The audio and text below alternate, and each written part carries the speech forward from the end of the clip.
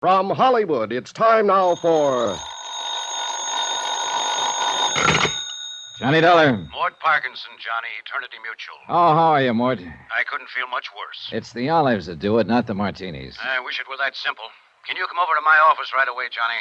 Well, I guess so, if... I don't often pull that confidential business, but I really would hesitate to go into this one on the phone. Pretty rough, huh? I'm afraid you're going to find it even worse than that. It's about Ed Morgan, Johnny. Ed Morgan. I'm sorry. I know he was a good friend of yours. He's one of the best I ever had.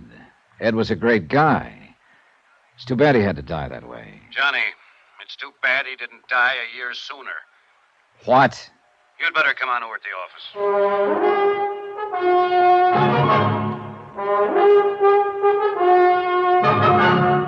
Tonight and every weekday night, Bob Bailey in the transcribed adventures of the man with the action-packed expense account. America's fabulous freelance insurance investigator. Yours truly, Johnny Dollar.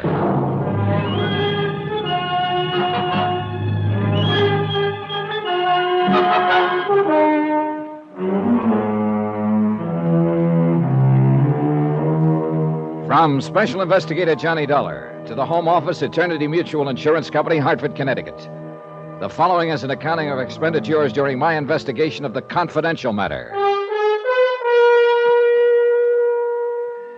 Item 1, $2.85. Taxi from my apartment to the Eternity Building in the 7th floor office of Mort Parkinson, Vice President and General Manager. It was a room I well remembered, with its black walnut paneling and deep leather chairs. I'd worked on a lot of cases with Mort, and with the late Ed Morgan, too. And it sounded now as though Ed, my good friend from a long time back, was about to become a case himself. Come in, Johnny. Pull up a chair. Thanks, Mort. Well, that was quite a phone call. It's quite a situation. Yeah, I gathered that. No, I just can't talk sitting down. Old habit, I guess. Remember when we used to be over in the old Johnstone building before we built this new one? We had those old-fashioned stand-up desks. It was when old man Clement was still alive. And before I was. Oh, yes. I keep forgetting about you newcomers. Meaning everybody who's come into the game within the last 40 years. I suppose I am one of the original settlers. And set in my ways, too. Yeah, well, what about I you? sure hated to see those desks go. You could stand in front of them, lean an elbow on them, make out a report or a speech. Mort, you're trying too hard to avoid it. Avoid what? You didn't call me over here just to reminisce about the old days. In a way, maybe I did. You know, it's funny. I always thought you liked Ed Morgan. But I did. And why did you say it's too bad he didn't die a year sooner? Because I liked him. Except like is too weak a word, actually. I thought as much of Ed as I would have of my own son if I'd had one. Why, I'm the one who hired him in the first place. Remember, Johnny? Yeah, I remember. And I took a personal interest in his career. Watched him work his way up. Till finally he was appointed chief adjuster for the West Coast, head of our San Francisco claims office. That was darn good for a man as young as he was. And I was proud of him, Johnny. Yeah, I know you were. He was a hard worker, honest, dependable. And he had a good, sound future ahead of him. And then, just like that. Accidents are usually just like that. A foggy night, sharp curve, and he drove his car off a cliff into the Pacific Ocean. And that was that. Tragedy. Fini, the end. Only it apparently wasn't the end, or you wouldn't have called me over here. No, it wasn't, Johnny.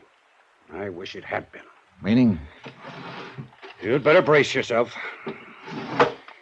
Within 2 weeks after Ed Morgan's death, we started getting complaints from some of our clients out. What do you mean, complaints? Oh, demands for adjustment on claims Ed had reported paid weeks before, requests for past due settlements, and so on. Mort, I don't get it. Neither did I. So I sent a company accountant out to San Francisco on the QT and put him to work on the claims files. And we found out, Johnny. You found out what? That Ed's accounts had been doctored for some time. What? Johnny, in the months before he was killed, he'd embezzled nearly $80,000. Ed Morgan? Ed Morgan. I don't believe it. He did it. You might as well accept the fact. Anybody else, yes, anybody else. But not Ed. For one thing, money didn't mean that much to him. I know. We were always joshing him about living like an old hermit instead of a young bachelor. Well, then why would he do it, steal $80,000 after all these years of being honest? What would he want that would cost that much money? That's exactly what I wish you'd find out. Now, wait a second, Mort, wait a second. This is one I don't want any part of. Neither do I. But I'm afraid I'm stuck with it. And you are too, in a way. Why? Because Ed was your friend. Here's a flight ticket and reservation to San Francisco. Plane leaves in 2 hours. No. I'd rather pass it, Mort. Well, so would I. But we can't. Neither of us. There are too many questions left. And they've got to be answered. Not by me. $80,000 of the company's money is missing. I can't just write it off and forget it. It has to be accounted for. There are other investigators, Mort. And another thing that's just as important, to me at least, is to find out why he did it. It's a failure in human dynamics. A man like Ed, a man everybody respected and trusted, and he goes wrong. Why? Get somebody else to find out. I'd be pretty grateful if you'd do it, Johnny. Mort, I just don't want any part of it. I know how you feel. It's quite a shock to find out he was a crook. It's like somebody pulling the rug out from under you. So now you want to forget all about him. Leave him safely dead and buried. Dead, Mort, but not buried. If you remember, they recovered the car, but not his body. It's still somewhere beneath the Pacific. All right, then. Look at it from an efficiency standpoint, if nothing else. To any other investigator, Ed Morgan would be just a name, an unknown quantity. But you knew him. I thought I did. Regardless of what he did, Johnny, I just hate to think of a stranger pawing into his past. Maybe I still think back to the old times in the old country when the family buried their own dead. I know. And sometimes, Johnny, a friend has to go all the way. Even when the other person is goofed. Isn't that what the younger generation calls it? I'm not the younger generation, Mort. Right now, I'm older than Confucius. I'd sure appreciate it, Johnny. And after all, somebody's got to do it. Yeah, somebody's got to do it. And like you said, Ed was my friend. All right, Mort. Let's have the ticket.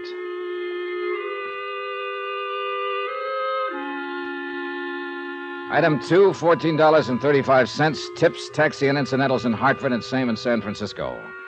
Plane trip between points paid from expense account of company manager and not included herewith.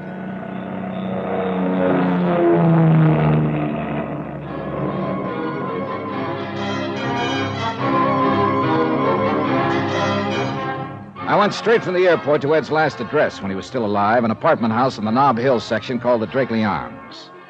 And there's where I got my first surprise. Ed had always been the two-room bachelor walk-up type.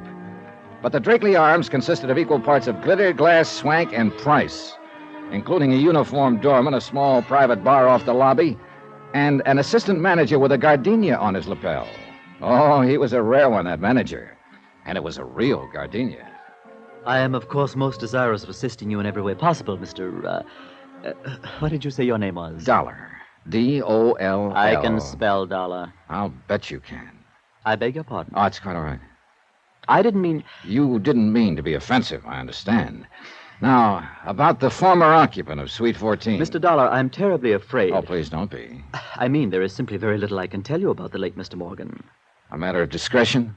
Is that it? Discretion? Policy of the house? Something of that sort?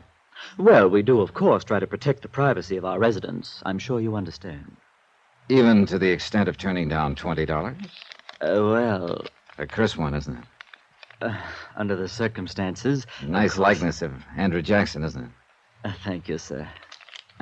Gratuities of this nature are always so helpful in smoothing the rough pathway of human relations. Don't you think so, Mr. Dollar? Definitely. It's already helping you remember my name. Well, money is a mental stimulant, isn't it? Don't call it money. Just think of it as item 3. I beg your pardon.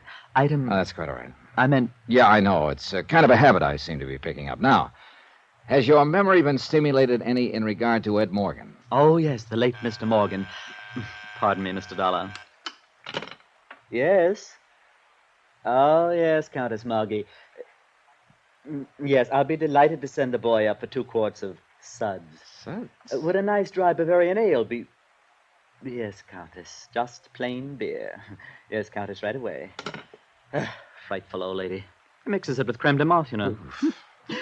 Now, where were we, Mr. Dollar? We weren't, not yet. Oh, yes, the late Mr. Morgan. Well, he'd been our guest, you understand, for about 6 months at the time of his tragic accident. What was he paying for his suite of rooms? Oh, well, ordinarily we don't release information of that. Forget it. This is not ordinary. How much? $1,200 a month. I see. Oh, he was a true gentleman, if I may say so. A bon vivant. And on the crassly materialistic side, if you'll forgive me, sir, a very free spender. Sorry, 20's the limit. Mr. Dollar, I was not trying to coerce your generosity by, well, Putting on another bite? precisely. All right. So Ed was bedded down in a mink-lined stall and was throwing money around like water. What else? Who came to see him? What sort of visitors did he have? None at all that I can recall. None at all? He leased that overpriced cubicle and then just sat in it? Well, What about friends here in the building? most of our guests might be termed individually exclusive, even eccentric in some cases. Except, of course, Mrs. Barrett. Mrs. Barrett? Yes, one of the loveliest guests we've ever had the pleasure of... Excuse me, Mr. Dollar. Yes. Yes, Countess Margie, the boy is on his way. I know, but he has to go clear down to the corner.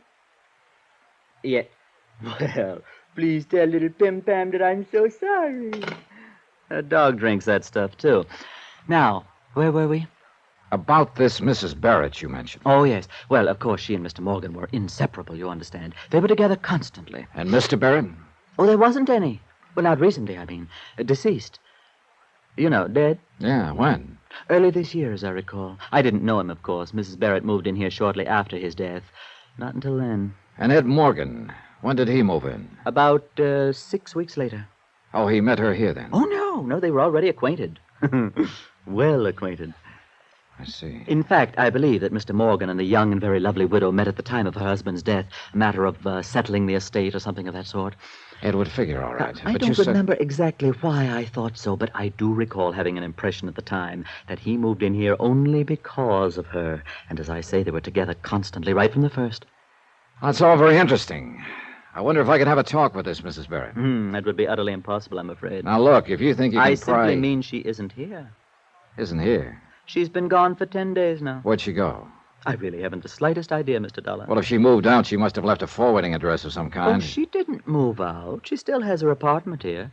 She'll be back eventually, I imagine. But at the moment, I she's... haven't heard a word from her since she left. Oh, poor dear. You know, one can understand why she'd want to get away for a while. Such a tragic coincidence, having 2 deaths of exactly the same... Oh, confound that woman. Wait a minute. What do you mean by tragic coincidence? Oh, well, as I understand it, Mrs. Barrett's husband also died in some sort of accident. Yes, Countess.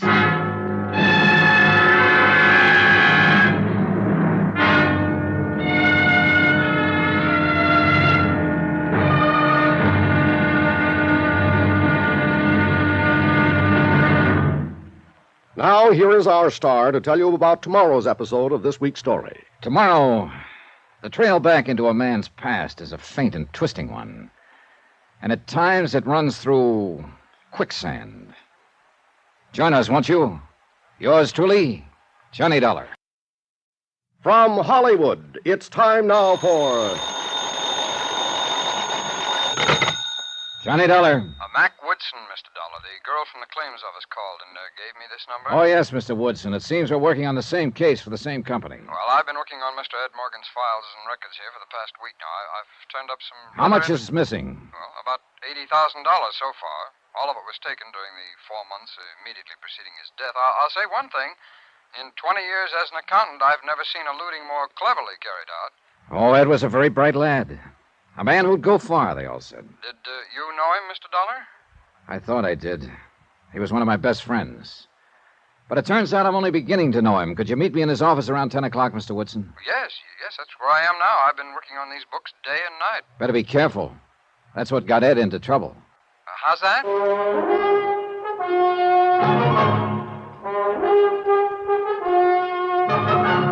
Tonight and every weekday night, Bob Bailey in the transcribed adventures of the man with the action-packed expense account, America's fabulous freelance insurance investigator. Yours truly, Johnny Dollar.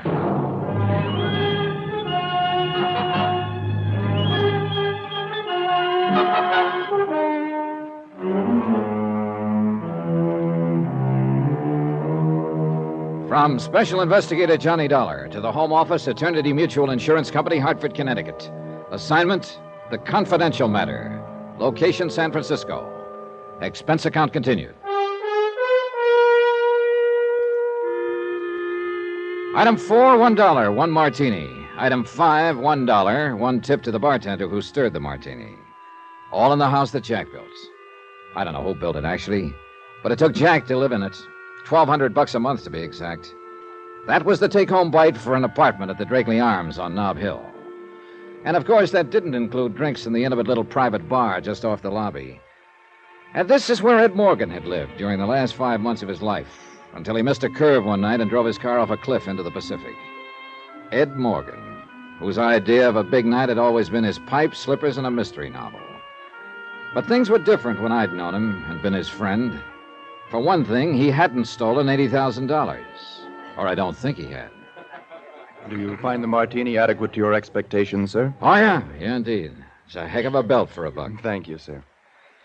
Quite a nice little place you got here. Oh, I find it a most agreeable sanctuary from the stress and strife and the hurly-burly of the city. Been here long? I have tended bar here in the Drakeley Arms Rendezvous for some 2 years now. Oh, well, then you may have known a friend of mine who had an apartment here up until a month ago. A Mr. Edward Morgan? Oh, yes. Mr. Morgan was a regular customer here. An eager supplicant for my humble and healing wares. A beer drinker, mostly, as I recall. The Rendezvous does not serve beers, sir. Oh, forgive me. I didn't know. Quite all right, sir. Yes, I was here before Mr. Morgan moved in, and here I am still, now that he is no longer with us. Such is the chance and mystery of life. One just never knows. Precisely. Oh, could I serve you Not another- yet, thanks. Get to know Ed pretty well, did you? The policy of the Drakeley Arms, sir, is to maintain a certain degree of formality in relations between guests and personnel. Sort of like a zoo, you might say, with bars to separate the people from the animals. The comparison is quite apt. Somehow, I can't see Ed Morgan sacking in a marble squirrel cage like this joint. I confess, he hardly seemed the type to me, sir. He was much too unrestrained for the Drakeley. He came in here a lot, did he? Almost nightly. For a few minutes at least, on his way to some gala night spot. Gala night spot, Ed Morgan? Oh, yes. In all the years I knew Ed, I was only able to drag him into a gala night spot once. He stayed 20 minutes, then left because his tie was choking. Are you quite certain that your friend was this same Ed Morgan? I wish I weren't. Who were his friends? Did he always come in alone? Oh, no, never alone, sir. He and Nicky were inseparable. Nicky? Oh, I should say, of course, Mrs. Barrett. Oh, a young widow, as I remember. Lives here in the building. A lovely girl. Fascinating. And also unrestrained? Definitely. And Ed then was one of her friends. Oh, they were together every night, sir. An hour here in our little establishment, a few champagne cocktails, then out to dinner, dancing, the opera, ballet. Ed Morgan? Oh, quite. Life was just a mad whirl for those two. I gather your friend was something of a wealthy playboy. He was a claims adjuster for an insurance company. Then, how could he possibly live in the fashion he did? If I told you, you'd flip. I beg your pardon? Tell me something. Was Ed in here on the night he was killed? Oh, yes. He left here about 9, as I recall. And a few hours later, he was dead. How did this Nicky take it? Pretty broken up, was she? She is a woman of very strong character. Oh, in other words, she didn't bat an eye. Well, I Look, wouldn't... that night Ed was killed. Did he leave here alone? No, sir. He was alone when he went off the cliff. Not when he left here, though. Nicky was with him. Item 6, $2.40, taxi to the Telegraph Hill apartment of Lisa Duval. Lisa had been Ed Morgan's secretary for about 4 years. But it seemed Miss Mousy Business at the office was Miss North Beach Bohemia at home. Italian slacks and halter, cushions on the floor, and naturally a view of the Bay Bridge from a corner window. We sat on the floor, naturally, and drank Chianti from a half-gallon jug, while a record player moaned agonizedly under the gouging of its needle. Bartok, I gathered, was now last year's kick. This was progressive jazz. Maybe that seems a little affected to you, Mr. Dollar. The way I dress and live in private life, as you might say. Why so? Everybody's got a right to salt his own dish of porridge the way he likes it. Well, I've done this deliberately, I guess, as a sort of antidote for the insurance business. Has it been that bad? Not bad. Boring. Oh, not your end of it, of course. Investigation work must be exciting. Yeah, scream a minute, day and night. But just keeping records, filing papers week after week. I used to stare out of the office window at the ships in the harbor and think about stowing away on one. But of course, I didn't have the nerve. Too bad. The crews would have been delirious. I thought of quitting several times. I guess I stayed because of Ed, Mr. Morgan. Oh? He was always so wonderful to work for, so lenient and understanding. Up until the last few months, at least. What about those last few months, Lisa? What came over him? I don't know. He was different, that's all. As though he were tense and nervous, under pressure.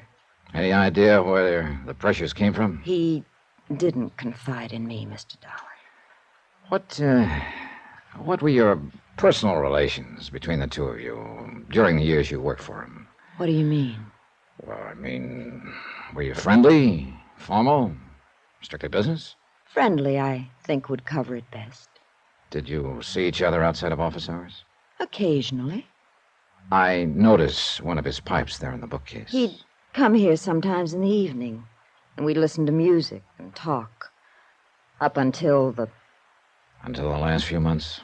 It wasn't that we stopped being friends, Mr. Dollar. He was just different, that's all. Tense, under pressure. That's about the only way I can describe it. But you don't know why he was that way. Well, looking back, I suppose it was because of the money. If he really did take it. I just can't believe it. Ed wasn't that kind of a man.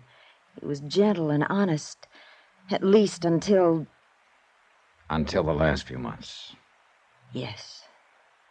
Or were you going to say, until she came along? How did you... Lisa. Yes. How long have you been in love with Ed? Ever since I started to work for him. But he never knew it. He couldn't even see me. I'm sorry, Lisa. I'm sorry for you, too, Mr. Dollar. I know how close you and Ed were.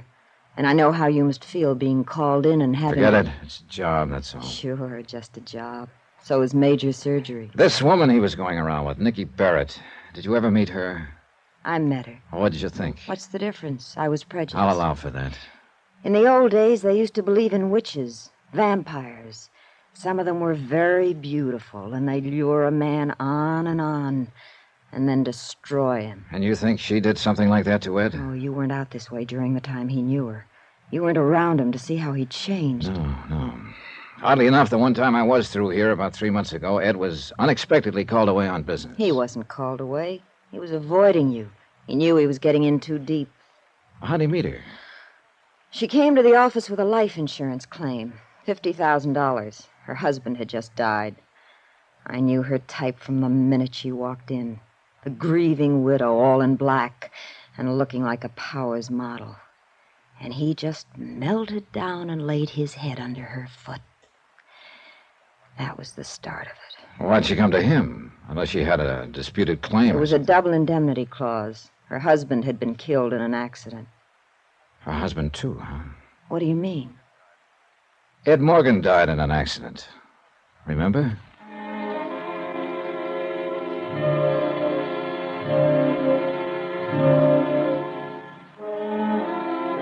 Item 7, $1.15, taxi from Lisa's apartment to the Deckman building on Montgomery Street.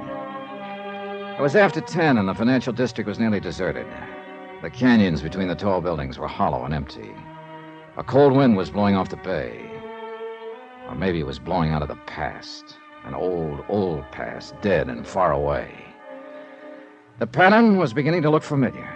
Too familiar. Lord, the woman gave me the forbidden apple to eat. Ed, too, it seemed. The same old whine, the same old dodge. And yet there was something not quite right about that pattern. The accountant runs into some funny ones, Mr. Dollar. This Morgan case here is one of them. How do you mean, Mr. Woodson? Well, the way he was going about it, for one thing. Running hog wild, as you might say. Of course, as I said on the phone, his general scheme was pretty clever. He certainly knew standard procedures. Well, he'd been with the company a long time. Well, now, these payoff checks on claims. Of course, they were sent out from Hartford in care of this office. So what Morgan did was open a disbursement account in the bank here, then sign and deposit the checks and draw out the money in cash chargeable to direct disbursement funds under his own name. Mr. Woodson. Now, of course, the canceled checks would return to Hartford, but since they were countersigned to disbursement, they wouldn't even be processed. Instead, they'd be returned to Morgan. So, you see, there'd be no evidence Look, in Hartford. Mr. Woodson, I'll accept the fact that Ed was clever. But what did you mean there was something funny in the way he was going about it? Well, he must have known it couldn't last. It was a good scheme for a short time, but it carried the seeds of its own destruction. In what way? Complaints. Some of these claims are 4 months old, and legitimate claims. Morgan couldn't stall these people off forever. Oh, I see. Only other embezzlement case I've worked on that was similar was a man who worked a quick swindle for a blackmail payoff. He knew he'd probably get caught, but he just had to take the chance. Yeah, you may have stumbled onto something, Mr. Woodson. Oh, is that so? You mean it ties in with that file folder you've been studying there? Oh, I don't know. It's an investigation report on an accidental death. Happened about a year ago. Ed Morgan handled the insurance claim and got to know the widow. He'd been running around with her for several months just before his death. I don't quite see the... Oh, of course. Mr. Morgan also died in an accident. Unless he was murdered.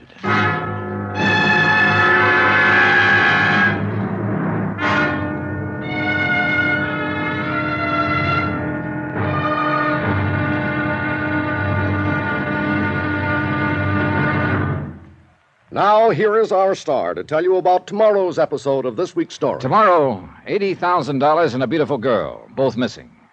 Then one of the two is found and a bombshell explodes. Join us, won't you?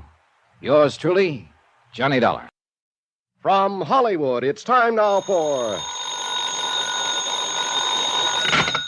Johnny Dollar. This is Hector, Mr. Dollar. Hector? Hector Nerkley, at the Drakeley Arms Apartments. You were here night before last inquiring about the late Mr. Morgan. Oh, yes, I remember. What can I do for you, Mr. Nerkley? Oh, it's really quite the other way around. All right, what can you do for me? Well, I can give you some very interesting information, if you care to come over here. Why can't you give it to me on the phone? I'll tell you exactly why, Mr. Dollar, when you come over. Oh, for the love of Pete. Temper. And why not? A month ago, the best friend I had in the world drove his car off a cliff into the Pacific. And his body's still out there in the ocean somewhere. It's never been recovered. Mr. Dollar? Then it turns out he was $80,000 short in his accounts. I can't find the money, the woman he was running around with before his death. I can't find out anything. And now if I want some... All right, I'll be there in 30 minutes.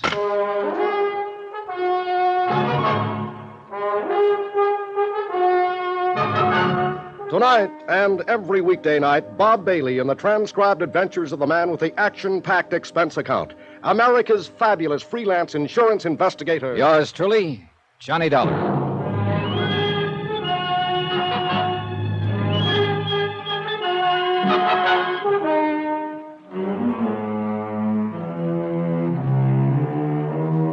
From Special Investigator Johnny Dollar, location San Francisco. To the Home Office, Eternity Mutual Insurance Company, Hartford, Connecticut. Assignment, the confidential matter. Expense account continued.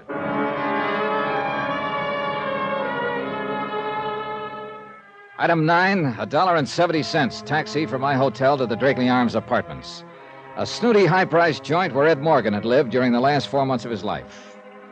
Ed Morgan, a pipe and slippers bachelor who'd suddenly and strangely turned to champagne cocktails and high living. Who, as head of an insurance claims office, had found a way of swindling his employer out of $80,000 in 4 months. And who died a month ago as mysteriously as he'd lived. This was the man who at the moment was my assignment, whose past I was supposed to uncover. And he was also the man who'd been my lifelong friend. Well, good evening, Mr. Dollar. You did make excellent time. Now, look, if this turns out to be a runaround, so help me, Temper? All right. You said you had some very important information that couldn't be discussed over the phone. Well, it could have been discussed, of course. But, well, this information has to do with one of our guests, Mr. Dollar. A certain lovely young widow whom you seemed most concerned about the last time. Nicky Barrett. Quite. Has she come back? Is she here? I'm afraid not. Then what is it? First, I must ask you what your intentions are toward Mrs. Barrett. Well, I'm not going to marry her. Please, I hardly thought you were. All right, then what's the point? Simply this. I happen to be in a position to put you in touch with Mrs. Barrett. You know where she's hiding out? Hiding out? All right, I'll drop the implication. You know where she is. I do. Well, then let's have it. Why do you wish to find her? Because she's the only lead I've got on the Morgan case. She and Ed were thicker than thieves during the 4 months before his death. And she was with him the night he was killed. Earlier in the evening, at least. Are you going to have her arrested? No. I just want to ask her some questions. I've got no case against her. Not yet, at least. Mr. Dollar, can I depend upon you in one very important respect? What's that? Under no circumstances must you let Mrs. Barrett know that I told you where she is. What's the matter? Afraid the board of directors would bust you to bellhop and strip off your gardenia? That is not amusing.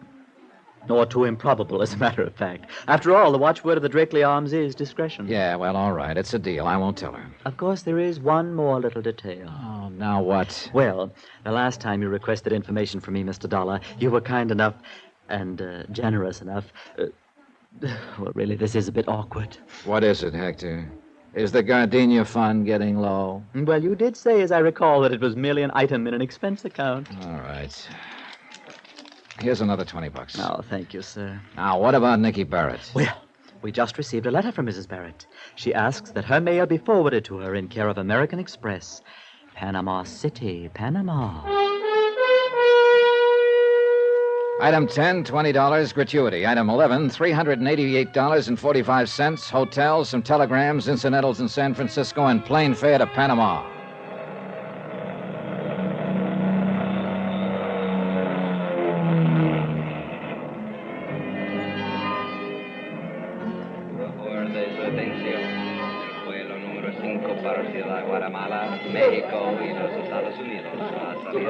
I'd sent wires ahead before I left the States. It wasn't until after I'd cleared customs and was heading for the American Express office that I was certain the messages had produced any results. Dispénsame, por favor. Yeah? You are Senor Johnny Dollar from the Estados, no? That's right.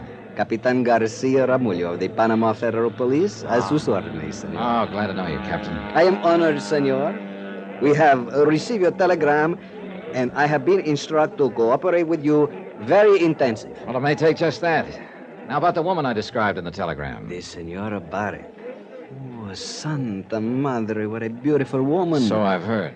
You have not had the pleasure of acquainting her? Not yet. The best of your life is before you in that case. Then I'll speed up and get to it. So you've already located her, huh? Oh, but of course, senor.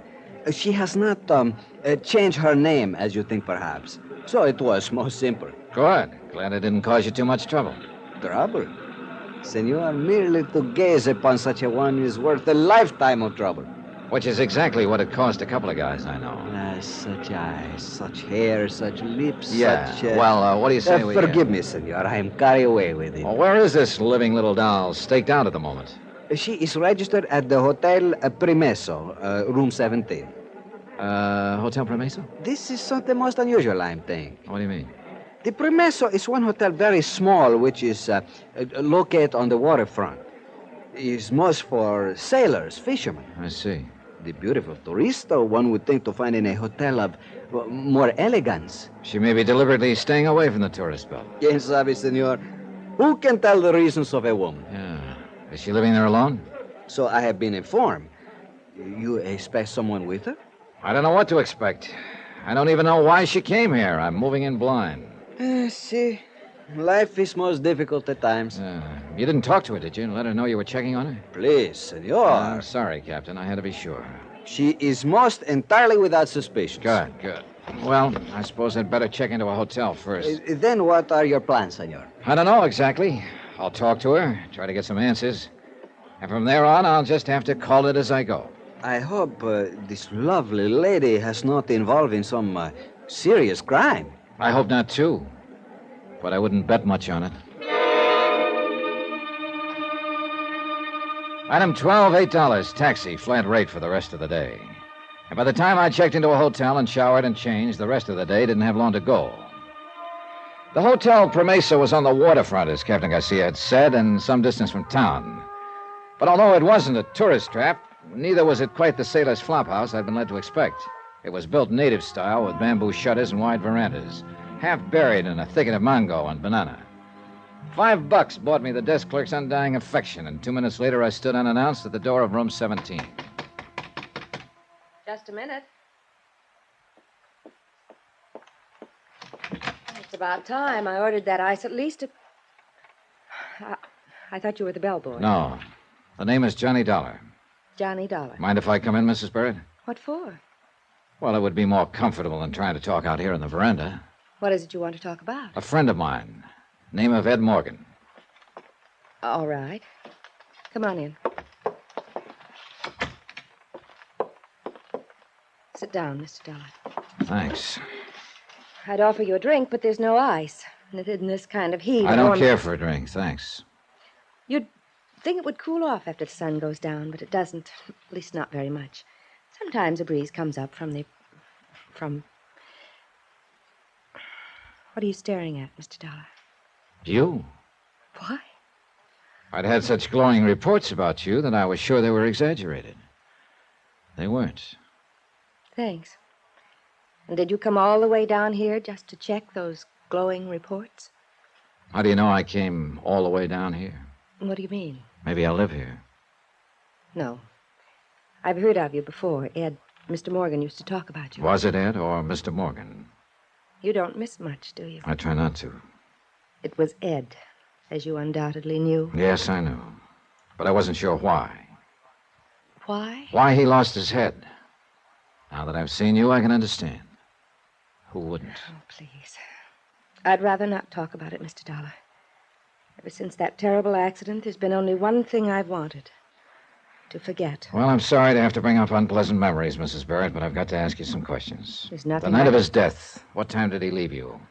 What do you mean? You were together earlier in the evening. You left the bar at the Drakeley Arms together at 9 o'clock, but shortly after midnight, when Ed ran his car off a cliff into the Pacific, he was apparently alone. We went to dinner, then he brought me back to the apartment house. He was going to Half Moon Bay to see a client. That's why he happened to be on that road. I don't want to talk about it, Mr. Dollar. It's horrible to think of him dying that way. His body's still out there in the ocean somewhere. That's why I came down here. To get away and try to forget. Then you thought quite a lot of him, huh? We were going to be married. I see. Well, it's too bad it didn't work out with all the wealth Ed had and the beauty you have. Why, I had the idea that he just worked for an insurance company. And lived the way he did? Oh, come now, Mrs. Barrett. Well, actually, I didn't really consider it. My husband had left me quite well off. How long were you married before he died? Only 10 months. Oh, you do have bad luck, don't you? I don't think this attitude of yours... Relax. Here, have a cigarette. I don't smoke. Oh? Do you mind if I do? No, of course not. Thanks. Do you have a suite here, Mrs. Barrett, or just this one room? Just this room. Why? Oh, and then this door must lead to the bath.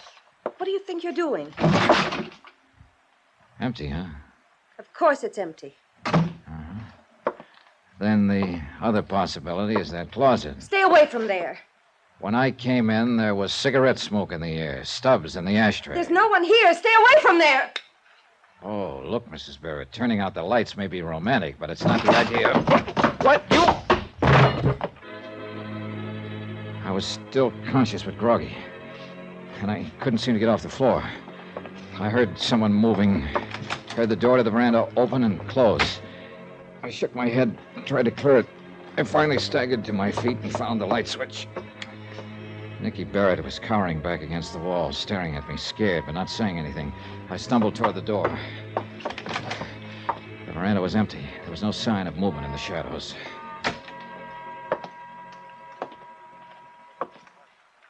So there was somebody hiding in that closet. No.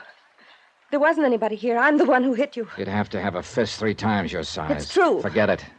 I know the game now. I should have known it a lot sooner. You're wrong. There's only one person in this world who tears cigarettes apart and shreds the paper that way. No! The 2 of you, in on it together. They didn't find his body because there wasn't anybody to find. He's still alive. He was right here in this room. That was Ed Morgan.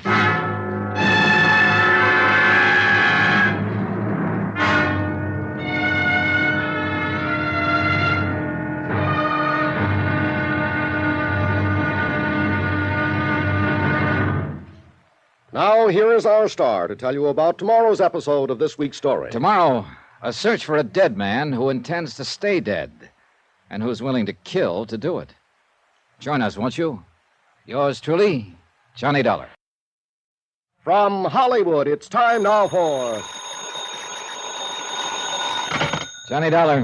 This is Capitan Garcia Ramullo of the Panama Federal Police. Good. Your sergeant said he could locate you in a matter of minutes. I am never lost from contact, senor. You have talked with the beautiful turista, no? I have talked with her, yes, and I ended up getting socked in the jaw. These Americano women are so very much athletics. No, she didn't hit me. It was a guy who was hiding out in a closet.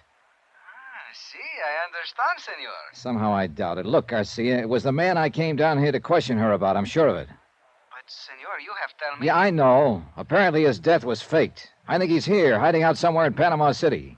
Do you think you can find him? When my men make the search, senor, even a little dog could not escape. Then go to it. His name is Ed Morgan, but he may be using another one. The charge is embezzlement. You know his description, senor? I ought to. He's been one of my best friends for years.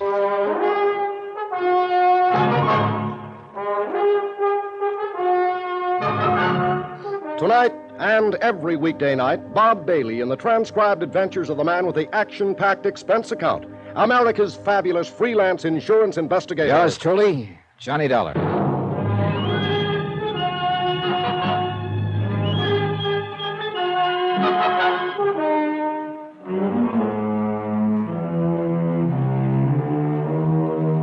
From Special Investigator Johnny Dollar, location Panama. To the Home Office, Eternity Mutual Insurance Company, Hartford, Connecticut. Assignment, the confidential matter. Expense account continued. Item 14, $12.85. Telegram to Hartford, advising them that the case had turned in a completely new direction. I'd taken the case with the idea of digging up a man's past. A man who had been one of my best friends. Of finding out why, after a life of complete honesty and loyalty to his company, he had suddenly gone wrong and embezzled $80,000. I'd found out that part of the why was probably a lovely young widow named Nicky Barrett. But I'd found out more. The man we thought dead, who'd supposedly drowned when his car went off a cliff into the Pacific Ocean, was still alive.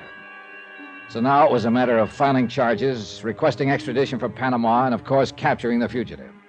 That I left to Captain Garcia for the moment and went to bed.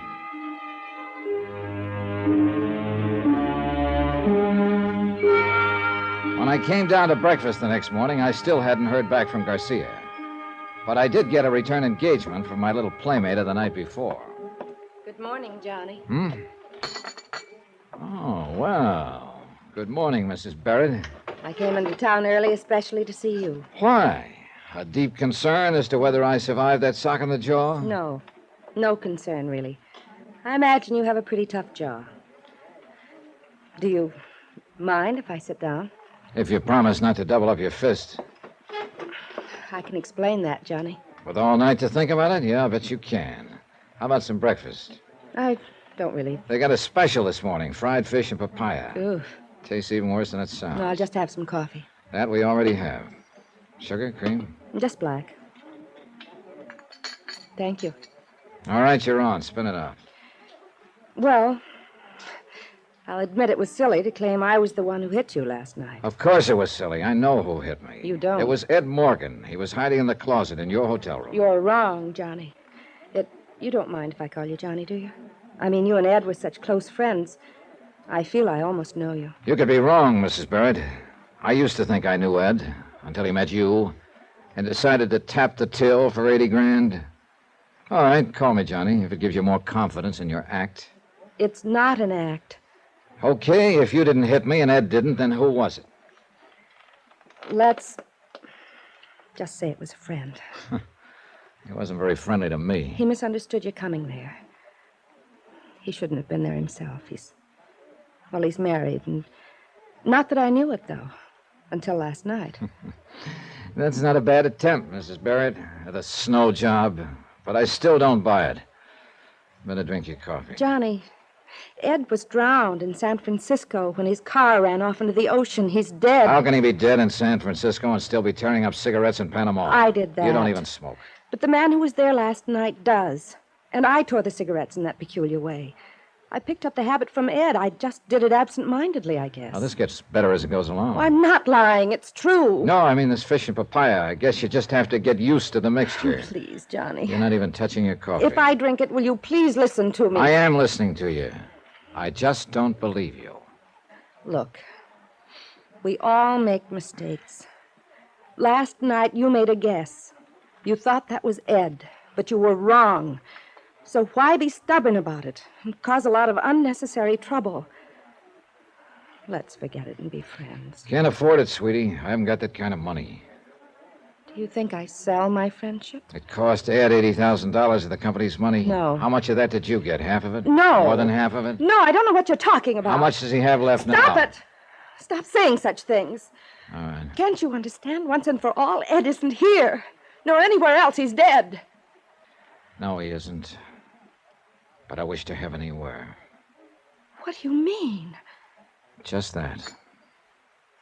But he was your friend. That's right. He was my friend. When I heard about his accident, heard he'd been killed, it hit hard.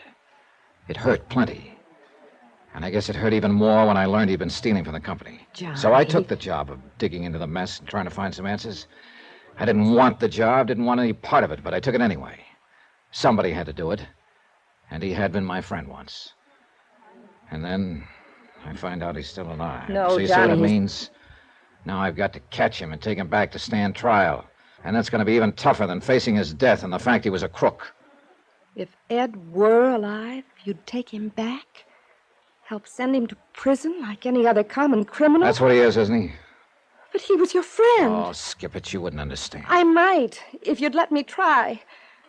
The only thing you're trying to do, Mrs. Barrett, is to con me into thinking I might possibly be wrong. Thinking maybe it was somebody else in your room last night. I told The you. idea is to throw me off balance just long enough so the two of you can make a run for it.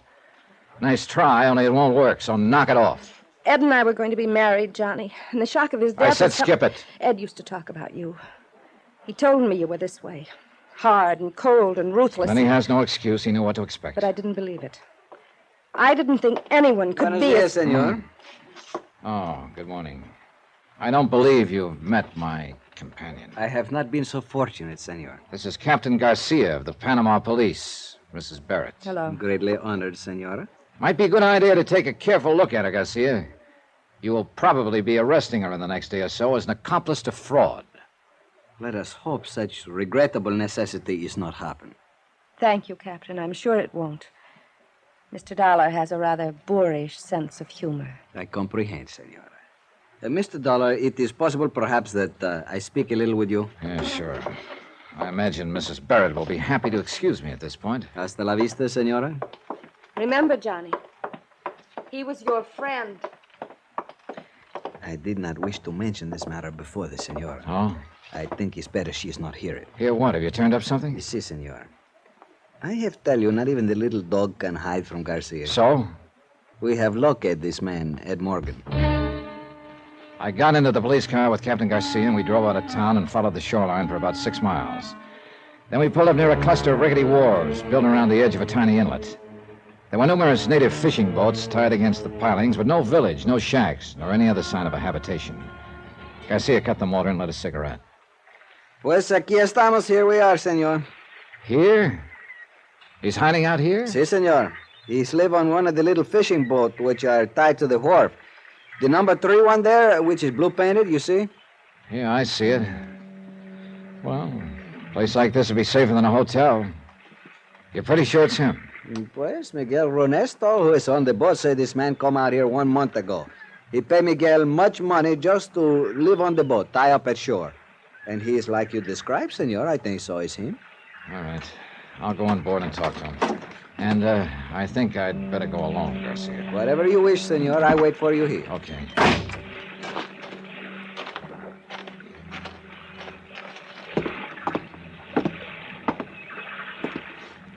Ed? Ed Morgan.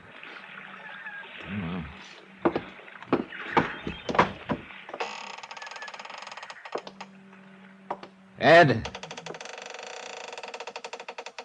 I know you're here, so you might as well answer. Cabin's unlocked. Come on down.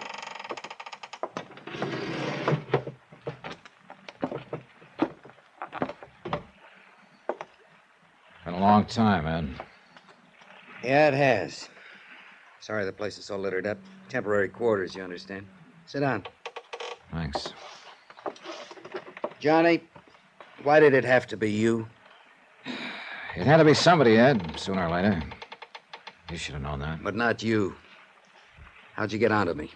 I traced Mrs. Barrett down here. I thought you were dead until last night. She wasn't supposed to show here for 6 months. And last week, here she was. Couldn't wait. Why did you do it, Ed? You wouldn't understand. You've always had dames crazy about you without lifting a hand. But not me. This face always stopped him. Sure, I used to laugh about it, but... Well, you just wouldn't understand. And this woman was different, is that it? Nicky fell as hard as I did. I didn't know women like her even existed. She's for me all the way. Is she worth the price tag? $80,000? Cut it, Johnny. It's not that way. It's just that Nicky had always lived well, and I had to live that way, too, in order to be around her. I got in further and further, and finally I was in too deep to pull out. Did she know you were stealing from the company? Not at first. The blame's all mine, Johnny, not hers. You picked your own apples, is that it? Call it that. And I didn't spend all that money. We decided to get out of the country, start a new life together. I figured I'd need that much. And Nicky agreed to that plan? Sure. That's why she's here. She sold out and came on down. Only she didn't, Ed. She still has her apartment in San Francisco. You're wrong, Johnny. She sold her furniture, her clothes, everything. The stuff is all there, Ed. I saw it. You're lying, Johnny. She pulled stakes. She told me. Okay, she told you. I guess you know why I'm here. I know why you think you're here. Hold it, Johnny. Don't move. I've had this gun on you since you came on board. I know you have. But I wonder if you'd really use it. Don't try to find out. And don't tell me I'm in a spot. I know that. But I'm going on as far as I can. And if I have to kill to do it, then I'll kill. Maybe I could have stopped him. Maybe he wouldn't have fired, I don't know. And for one reason or another, I didn't feel much like finding out. I let him go. He backed out of the cabin hatch and bolted it on the outside. I heard him cross the deck and run along the wharf. And I waited for Garcia to call out to challenge him. The only sound was the car motor starting up and speeding away. Then I heard somebody come running down the wharf. Senor Dollar! Get the door open, Garcia. Where is he? What happened? He take the car, senor. It's me to blame. I am not alert. Before I know it... Never mind. Where's the nearest telephone? 2 miles, senor. 2 miles? How do we get there? But how else, senor? We walk?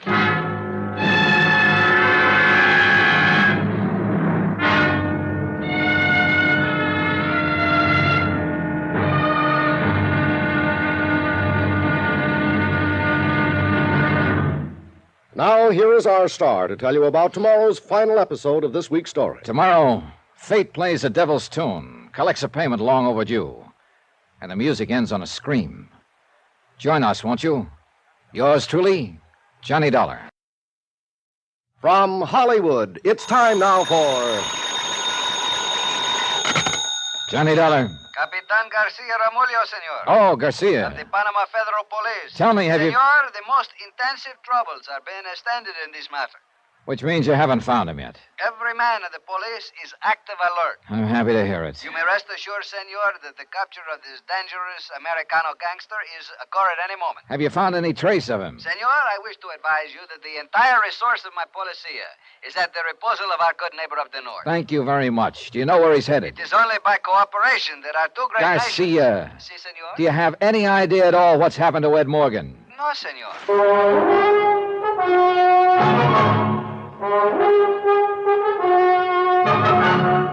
Tonight and every weekday night, Bob Bailey in the transcribed adventures of the man with the action-packed expense account. America's fabulous freelance insurance investigator. Yours truly, Johnny Dollar.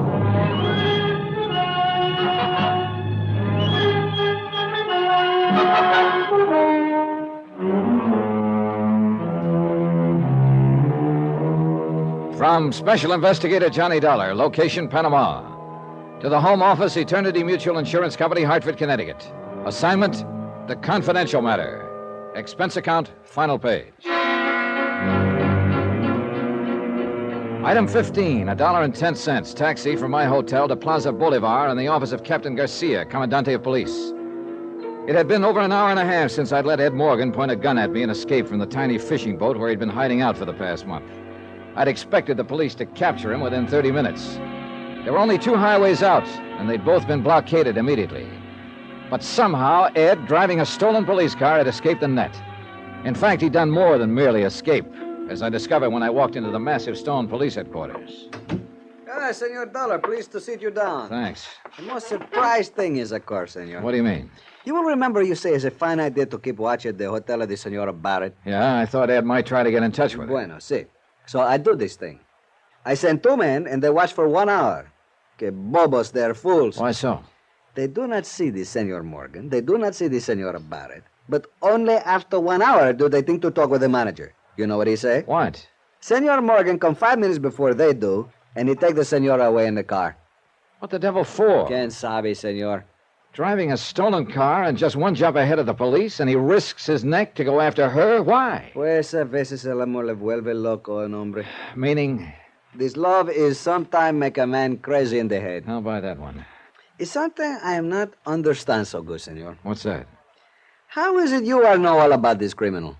He wasn't always a criminal, Garcia. He was one of my best friends for 12 years. Then I am much sympathy with you, senor. It's too unfortunate that you are have the job for arrest him. Well, I didn't know he was alive when I took the job. ¿Qué dice? The company ran an audit on his books and found an 80 grand shortage. I went to San Francisco to find out what happened to the money. Ed was supposedly dead at the time. We all thought so. Then I do not understand why you have come here to Panama. I came to talk to this Nicky Barrett, the woman he'd been running around with. I stumbled onto him by luck or accident or whatever you want to call it. Qué curiosa es la vida. To live is like to fish, senor. One is never certain what he may pull up on the hook. Well, I've pulled up one here, and I'd like to throw it back. But I guess you don't have much choice when you're out. Dispénseme, por favor. Bueno. ¿Eh? ¿Qué dice? Sí, yo sé. Cerca del mar. Santa madre, ¿qué tan lejos? What is it, Garcia? Ay, qué lástima. Sí, cuídelo bien. Venemos ahorita. Sí, adiós. What's wrong? What's happened? Senor Morgan and the senora, they have been found. Where? They have tried to escape by the old road on the cliff. It's abandoned, very dangerous. They are miss 1 bad curve and go into the ocean. Into the ocean? Si, senor. The car is under 10 meters of water. There is no sign of life. Expense account item 16, $75. Charter fee on 1 power launch. This included the services of a diver and line tender. We were just plain lucky on this one. A salvage company happened to be working in the port and had a man and equipment free at the moment. We took off along the coastline, and in less than an hour, we dropped anchor over the wreck. The diver had been lowered beneath the surface. The sea was calm against the rocks, but the water wasn't clear enough to see more than just the outline of the car lying over 30 feet down on the bottom. While we waited for the diver to come back up, I glanced toward the high cliff towering above us. A month ago, there'd been another cliff like that in San Francisco. Like I say, senor, life is too strange sometimes. So is death. This man, this woman, they meet, they look one at each other, and what are they think? A lot of things, maybe. But not that they'd end up here, like this. How true it is, senor. Who can ever know if one day he will come Wait a second. The diver's coming up. See. It's too bad he doesn't have the system of telephone. In this case, we can talk from the water. We didn't have time to rig it up. Well, we'll soon know, I guess. I am most sorry for you, Senor Dollar, that your friend has to die like this. I faced the idea of his death a month ago and accepted it. Then I had to face some other things about him. Another shark now doesn't seem to have much meaning. It's just a matter of... Hey, there's the diver. He's up at the rail. Hey, let me give you a hand with that faceplate. I'll work on this side. It's very complicated, this diving business. Yeah. Well, this is kind of an old-fashioned rig. They got suits now with self-contained oxygen, independent control. Stuff the frogmen developed during and after the war. No me diga, qué fantástico. Yeah, it is. All right. There we go. All right, now, what'd you find? Oh, let me get a breath of raw air first. Oh, gotta get that compressor motor fixed. Throws down more CO than oxygen. Come on. How'd it look? Dollar, it's a mess. That car must have rolled over a dozen times coming down that cliff. All cracked up. Yeah, but what about... One door's half off and flattened back. All the glass is slivered. Looks like it had been bombed instead of just wrecked. Senor, is the... Yeah, the body of the woman is inside, but there's no chance of getting it out without dropping a grappler and seeing if we can roll the car over. And the man? Is he... Nope. Just the woman. That's the only one down there.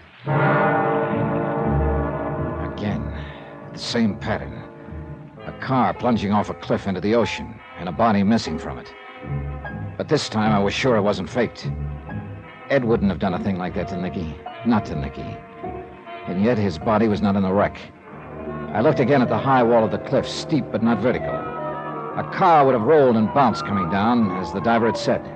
And one door was torn half off. The glass was smashed out. It was a possibility. As far as I could see, the only possibility. I had the captain run the launch in close. Then I jumped onto the rocks and started to climb. The slope was gentler than it had looked from the water, and the surface was broken by ravines. Clumps and thickets of tropical plants clung to the shelves, and the going was rough, a long ways from impossible. I'd made it halfway to the top when I found him, jammed in the trough of a gully. Broken, badly hurt, but still alive. Barely alive. That you, Johnny? Yeah. Easy now, Ed. Let me get a foothold here. We didn't make it, Johnny. You didn't have a chance, Ed. You should have realized. I know. Maybe I knew all along. Better not try to talk. It's kind of funny when you think about it. I mean, what happened here, just like we did it in San Francisco. Only this time it's real. Lost control. Yeah, this time it's real. Now, you lie still there. There are police on the road up above. We'll get some ropes down, have you out of here before you know it. Forget it, Johnny. It's no use. I'm all smashed inside. I can't even move. All right, maybe you got a broken bone or two, but that's no reason to... Don't lie to me, Johnny. I'm dying. We both know it. Am I right or not? Yeah, I'm afraid you're right. Doesn't matter anymore. Oh, Ed. Tell me, is Nicky... She's dead. No. You're right about her, Johnny. Forget it, will you? Forget it. I made her come with me in the car. Held a gun on her. She got mad. Scared. She spilled the whole story. Ed, it doesn't make any difference now. It's funny. I thought she came down here before she was supposed to, because she just couldn't wait to join me. But she only came to get the rest of the money. She wasn't planning to stay. Listen to me, Ed. This kind of talk She didn't love me. Never did. She admitted it right before we went off the cliff. But I thought she did, Johnny, for a while. And nobody else ever let me even think it. Please, Ed, why don't you try to forget about it? You know something, Johnny? What? If I was to go back, I think I'd do the same thing again. Nicky, the way she could be when she wanted to, it gets you. Got me anyway. It's crazy. Maybe there's just no answer for a guy like me. Except this. I don't know, Ed. I'm not a judge. Kind of figures, you know. Nicky dying, too. I bought her and paid for her. I at least ought to be able to take her with me. After all, Easy now. The money. What's left of it? It's inside my coat. Give it to Mort. Tell him I'm sorry. Make him understand. He will, Ed. You too, Johnny. I'm sorry. I guess I don't know what else to say. Oh, forget it. But I still think I'd do it all over again. Crazy, eh? There are times we all go a little crazy.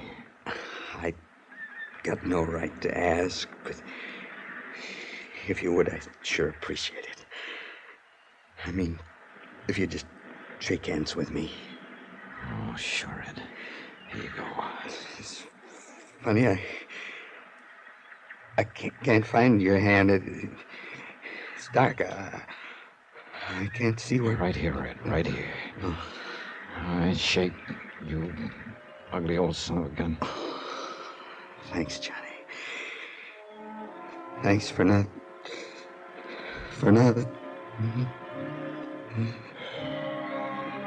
So long, Ed. Item 17, $487.25. Hotel and incidentals in Panama and transportation back to the States. Expense account total, $912.61. Am forwarding under separate cover by American Express, insured $62,112.30. End of account, enter report. Remarks? No, Mort, not on this one. Ed Morgan was my friend. The report stands. Yours truly, Johnny Dollar.